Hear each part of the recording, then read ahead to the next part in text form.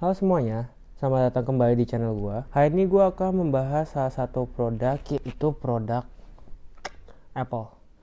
Jadi lebih tepatnya mungkin kalian udah lihat di thumbnail, gua akan membahas mengenai kenapa Apple Store itu tidak ada di Indonesia. Jadi yang ada di Indonesia yang sekarang kalau kalian mau beli itu adanya kan cuman iBox, Erafone, atau enggak ya kalau kalian suka beli black market ya di WTC Mangga 2. Tapi mereka semua itu hitungannya sebagai third party atau authorized reseller. Jadi kecuali Mangga 2 ya, kayak iBox, Erafone kayak gitu tuh adalah toko-toko yang sebenarnya diizinkan oleh Apple untuk menjual produknya, tapi bukan Apple Store. Jadi mereka punya perjanjian atau policy sendiri, sedangkan Apple Store ya Apple Store beda, bukan iBox, bukan Erafone sebenarnya gitu. Terus kalian mungkin bertanya kan, apa masalahnya? Emang bedanya Apple Store sama iBox, Erafone? Barang yang dapetin juga sama aja kan, kayak ya iPhone, iPad, yang nggak ada bedanya juga sama sekali sama yang lain kan. Nah, yang membuat perbedaannya itu lebih kepada kalau Apple Store misalkan ada event, misalkan ada promo, terus ada garansi, ada trade-in. Itu tuh semua Apple Store tuh kalau satu dibilang ada, ya semuanya ada. Sedangkan kalau misalkan kayak kita nih dapat infonya, misalkan toko Apple Store di US misalkan itu ada promo atau apa, ya iBox gak dapet. Itu kok soalnya iBox bukan siapa-siapanya Apple, mereka tuh cuman third party, third reseller doang kayak gitu. Dan alasan utama mengapa Apple Store itu jauh lebih bagus daripada iBox, Erafone, gue gak bilang maksudnya lebih bagus dalam hal kualitas ya, tapi maksudnya adalah dalam hal seperti ini, salah satunya adalah launching produk. Kalau misalkan iPhone di US itu launching misalkan pada tanggal kayak yang iPhone 12 yang baru launching pada bulan kemarin kan. Nah, di Indonesia itu kalau misalnya kita mau dapat, kita harus nunggu 2 sampai 3 bulan kalau mau dapat yang secara resminya dari iBox atau Erafone. Ya, menurut gue itu suatu kerugian ya. Karena apa? Misal nih ya, di luar negeri hype-nya udah kenceng banget pas launching gitu kan. Di Indonesia udah 2 sampai 3 bulan kemudian baru dapat yang baru. Ya udah basi gak sih hitungannya? Kayak kasarnya ya kalau misalkan orang lebih demen barang yang kalau baru launching ya terus langsung beli dong. Kalau gak mungkin kayak kita udah liatin sampai 2-3 bulan terus kayak lebih pengen beli. Gak mungkin sih menurut gue. Pasti kayak kalau baru launching kemungkinan besar orang pasti yang suka ya pasti langsung beli kayak gitu loh. Macem kayak gitulah, kayak istilahnya barang baru gitu loh. Ya mau beli gitu. Intinya kan seperti itu orang-orang pasti dong. Dan juga nih ya, alasan kedua menurut gue paling rugi, menurut gue merugikan adalah tentang garansi. Misalkan nih ya, kita beli nih, kita datang ke iBox, kita beli produknya, produk iPhone, iPad, ataupun produk yang lain lah, yang penting Apple. Terus kita dapat garansi kan. Nah itu garansinya kita dapat 2. Garansi Apple internasional satu, sama satu lagi adalah garansi iBox. Nah, garansi iBox itu yang berlaku di iBox. Jadi namanya udah kelihatan sih. Jadi kalau kalian punya produknya itu, maka kalau misalkan ada apa-apa, kalian bisa datang ke iBox lagi untuk betulin dan segala macam ya. Nah, masalahnya kalau misalkan tiba-tiba kalian di kota mana di Indonesia ternyata tidak ada iBox, adanya Erafone kayak gitu, ya kalian nggak bisa garansi. Paham gak maksud gue? Jadi itu sangat merugikan. Sedangkan kalau misalkan dari Apple Store sendiri, itu misalkan kalian beli nih di US ya, kalian tuh bisa untuk ngeklaim garansinya di Apple Store di negara lain, yaitu di negara misalkan kalian ke Jepang gitu ya, terus rusak tiba-tiba di Jepang atau gimana, ya udah kalian tinggal klaim garansinya di Jepang dan mereka terima. Jadi garansinya itu internasional, literally di semua Apple Store yang ada di dunia itu menerima gitu loh. Dan itu menurut gue merugikan banget sih, karena kita kan nggak tahu kalau kapan smartphone kita, ya khususnya iPhone yang kita konteksnya sekarang ngomong, ada masalah atau problem. Dan dari apa yang kayak misalkan temen gue punya produk iPhone dan dia mengalami kerusakan atau gimana, itu klaimnya tuh gak segampang yang dikira. Sedangkan kalau misalkan ada Apple Store itu jauh lebih gampang. Dari reviewnya juga banyak sih yang bilang kalau sebenarnya salah satu hal utama kenapa iPhone atau produk-produk Apple itu banyak yang menggemari itu dikarenakan ya itu karena garansinya itu tidak bertele-tele. Jadi kalau ada rusak ya udah tinggal ke Apple Store, mereka terima, udah gak minta duit lah, minta apa segala macam. Kalau di sini agak ya susah sih kayak gitu loh. Ya itu salah satu yang bagusnya banget menurut gua. Tapi tahu nggak sih kalian tuh kenapa Apple Store tuh tidak ada di Indonesia? Walaupun ya sebenarnya kayak alasan resminya ya yang tahu mah palingan cuma Apple sama Tuhan doang.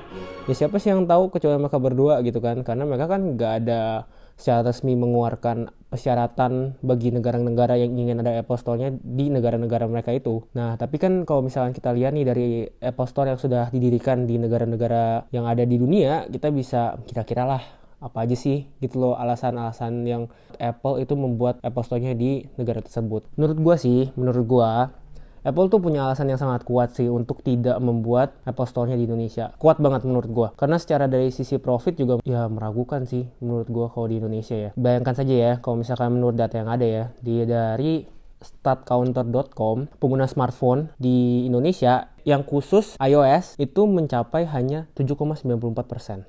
Dibandingkan dengan Android-nya yaitu mencapai 91,84%.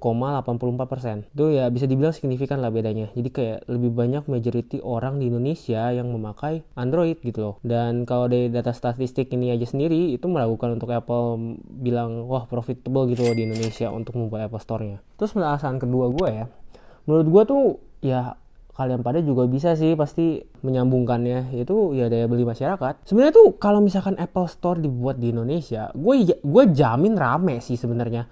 Cuma ramenya di tempat-tempat tertentu aja. Sebenarnya Apple di Indonesia itu tuh udah bukan lagi merupakan kayak produk normal gitu loh beli iPhone. Di Indonesia tuh masih dihitungannya sebagai barang premium, kayak macam Gucci, LV kayak gitu loh. Kayak kalau lu punya iPhone berarti lo kaya, ya kan? Bener kan? Gak mungkin kayak lu kalau ngeliat orang ini punya iPhone terus bilang ini orang susah kalau di Indonesia, bener kan? Yang kalau di luar negeri itu beda, mungkin ya bisa dibilang karena ya daya beli mereka kan memang lebih tinggi ya daripada di Indonesia. Cuma ya pada intinya sebenarnya orang juga pengen punya iPhone gitu loh. Kayak di Indonesia tuh semua orang juga pengen. Cuma kenyataannya lebih banyak orang yang nggak bisa beli iPhone dibandingkan yang bisa beli iPhone kalau di Indonesia khususnya banget. Kenapa gue bisa bilang begini? Kita pukul rata aja dari gaji UMR. Gaji UMR pada tahun 2020 itu meningkat sih daripada tahun 2019. Cuma meningkatnya juga kisaran gajinya nih di setiap kota itu antara 2 sampai 4 juta. Sedangkan nih iPhone 12 yang paling baru yang harganya paling murah aja itu 699 US dollar. Di Indonesia ya 10 jutaan. Terus kalau misalkan lu punya gaji UMR, terus lu punya iPhone, terus gimana belinya? Ya berarti kasarnya lu nggak makan, lu nggak minum. Ya kalau yang gajinya 2 juta berarti selama 5 bulan lu gak makan gak minum. Kalau yang gajinya 4 ya 2,5 bulan lah. Lebih pendek lah. Cuma 2,5 bulan tuh gak makan gak minum. Jual ginjal. Ya lagian ya bisa dilihat kan dari situ juga. Berarti kan kalau misalkan Apple bikin Apple Store di Indonesia terus yang mau beli siapa? Palingan banyak yang liatin masuk ke Apple Store tapi gak beli gitu loh. Karena ya mereka gak punya duit gitu loh. Gue pernah ngerasain sih dulu pas gue masih kecil gitu kan, bukan masih kecil sih, SMP, SMA, pergi ke iBox ya, cuma main-main, terus udah keluar lagi. Ya kan Apple pengennya orang beli ya, coba kalau misalkan kayak gitu semua orangnya ya siapa yang beli, ya rugi juga mereka kan. Terus menurut gue alasan ketiganya itu Apple tuh karena belum buat pabrik rakitannya di Indonesia. Jadi kalau di Indonesia sendiri, Apple tuh masih belum punya pabrik untuk merakit produk-produk seperti iPhone, iPad, ataupun yang lainnya gitu, satu pun gak ada gitu. Kalau kita bandingin ya sama salah satu kompetitornya Samsung, ya kalian udah tahu lah ya Samsung gitu ya. Nah Samsung tuh ada pabriknya di sini. Samsung nih karena ada pabriknya di Indonesia, misalkan dia launching nih produknya di Korea, asal negara brand Samsung itu kan dari Korea. Misalkan launching produk Samsung Galaxy Note XXX gitu kan, pokoknya Note berapa gitu ya. Ya udah, itu HP nggak lama kemudian pasti keluar di Indonesia, launchingnya juga sama, ada promonya juga sama. Misalkan kayak beli HP ini dapat earbuds, beli ini dapat apa gitu loh, dapat TV kan tuh yang HP sold out terus kan. Nah jadi sebenarnya kalau misalkan punya pabriknya, jadi dia lebih gampang untuk menjualnya di negara tersebut. Kayak ya kasarnya gini, Samsung ini di Indonesia, jadi dia bisa supply and demand-nya juga ada. Sedangkan kalau misalkan kayak Apple yang belum ada pabrik rakitannya di Indonesia, jadi kayak mereka juga susah. Dan harganya juga ya berbeda. Kayak Samsung bisa dilihat kan, harga yang dijual di luar negeri kurang lebih sama di Indonesia. Ya kebalikannya sama yang kayak Apple, jual di luar negeri sebenarnya 700 US dollar, di Indonesia ditambah pajak dan segala macam harganya juga jadi bengkak gitu loh, paham nggak?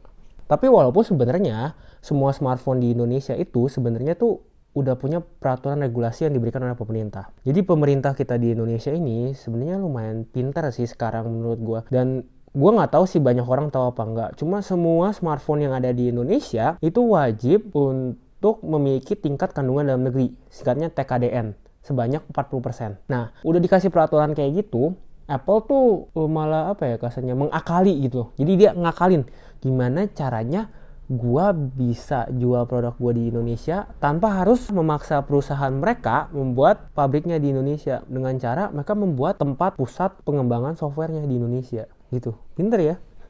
Jadi ya udah, mereka cuma kembangin softwarenya di Indonesia. Jadi kasarnya ya regulasinya itu juga mereka udah mengikuti gitu loh. Ya udahlah ya, mau gimana ya. Berarti Apple sendiri juga kekeh buat gak bikin tempatnya di Indonesia seperti itu.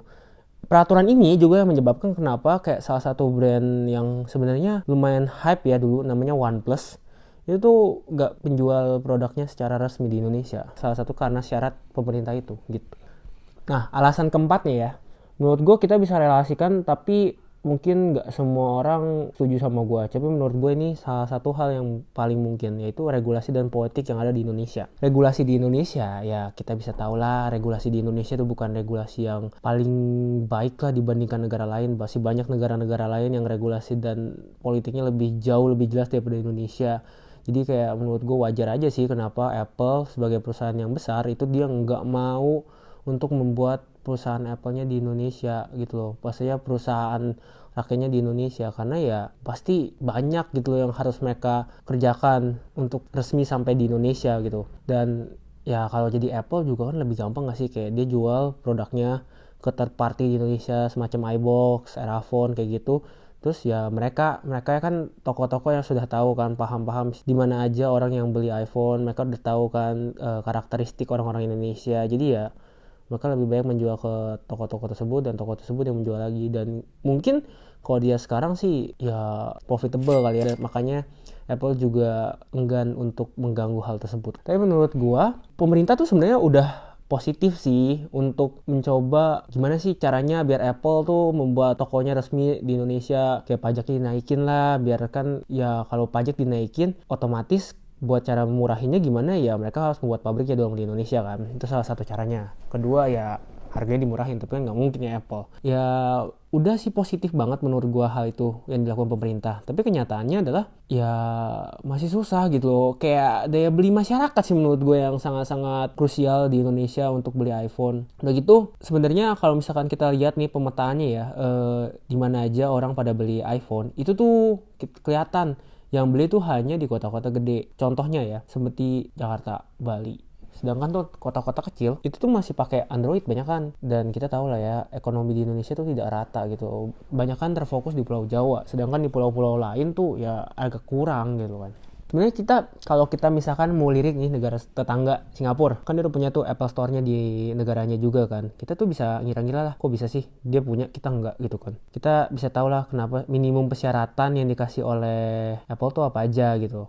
Menurut gua sih yang pertama ya, pengguna iOS di Singapura jauh lebih banyak daripada di Indonesia kalau dihitung secara persentase, yaitu sekitar hampir 35% lah dari seluruh populasi di Singapura. Tapi sebenarnya kalau misalnya kita hitung secara total jumlah penduduk, Singapura tuh kalah jauh dari kita. Itu 35%-an kalau dikali sama 5,7 juta penduduk mereka, itu kurang lebih cuma 1,7 juta penduduk. Dan kalau di Indonesia, kalau misalnya kita coba hitung ya, kan cuma 7-8% dikali kan penduduk Indonesia sekitar 227 juta penduduk, ya kurang lebih itu 33 juta penduduk. Kalau kita bisa bandingkan total jumlah penduduk, Indonesia menang. Tapi sepertinya Apple tuh nggak peduli sama itu. Yang dia lebih pedulikan adalah persentasenya. Nah, yang gue tangkap kenapa dia lebih mementingkan persentasenya dibandingkan totalnya adalah gini loh. Sekarang kalian lihat, kalian punya smartphone dong. Semua orang di Indonesia kebanyakan lah ya, maksudnya yang anak muda seumuran gua pasti punya dong smartphone kan. Terus sekarang kalian hitung berapa lama kalian pegang tuh smartphone. Coba kalian hitung. Dan kemungkinan besar, apakah kalian pernah sama seumur kalian hidup kalian punya iPhone 4 sampai sekarang masih pakai iPhone? Jadi kalian nggak pernah ganti brand lain. Gue rada meragui hal tersebut sih, karena ya kebanyakan di Indonesia itu adalah kebanyakan orang memakai Android gitu loh. Sedangkan kalau di Singapura, chance-nya tuh lebih besar untuk seseorang yang punya iPhone untuk pertama kali membeli iPhone-nya untuk kedua dan ketiga kali. Sedangkan di Indonesia, yang satu tadi gue udah bilang, ekonomi tidak rata. Jadi belum tentu nih orang dulu bisa beli iPhone, kalau misalkan iPhone-nya rusak bisa beli iPhone lagi gitu loh. Kayak belum tentu, malah kebanyakan ya ganti-ganti iPhone Android gitu loh. Misalkan kayak lagi ada duit ya beli iPhone, mungkin kalau iPhone-nya sudah rusak ya beli Android kayak gitu loh. Jadi tidak tentu gitu loh. Orang belum tentu di Indonesia yang notabene-nya ya ekonominya ya gitu bisa beli terus-terusan iPhone gitu loh. Kayak misalkan kan kalau misalkan udah 3, 4 atau 5 tahun pasti kan orang juga ingin ganti smartphone dong. Pasti smartphone-nya udah ada masalah lah atau apa. Karena emang smartphone itu didesain untuk hanya dengan jangka waktu sekitar sebenarnya 2-3 tahun gitu loh. Dan juga ya kembali lagi menurut gue sih Apple Store bakal ada di Indonesia kalau misalkan di Indonesia tuh udah ada pabriknya. Karena dengan cara tersebut maka supply-nya itu pasti lebih cepat. Nah udah itu aja sih dari gua. Ya gua sih berharap jika hal-hal tersebut terjadi, misalkan kayak pabrik rakitan udah ada di Indonesia dan segala macam, cuma kan belum tentu juga ya kalau misalkan ternyata emang sudah ada pabriknya dan segala macam, ya perlu gue ingatkan apa yang gue omongkan itu cuma spekulasi gue doang. Jadi kayak belum tentu hal tersebut beneran terjadi. Cuma ya berharap aja sih. Ya sekian dari gue, itu aja sih yang gue mau omongin mengenai kenapa Apple Store di Indonesia itu tidak ada. Yaudah, see ya in the next video. Jangan lupa untuk subscribe dan follow kalau misalkan suka sama video gue. Kalau nggak suka, ya udah, dadah.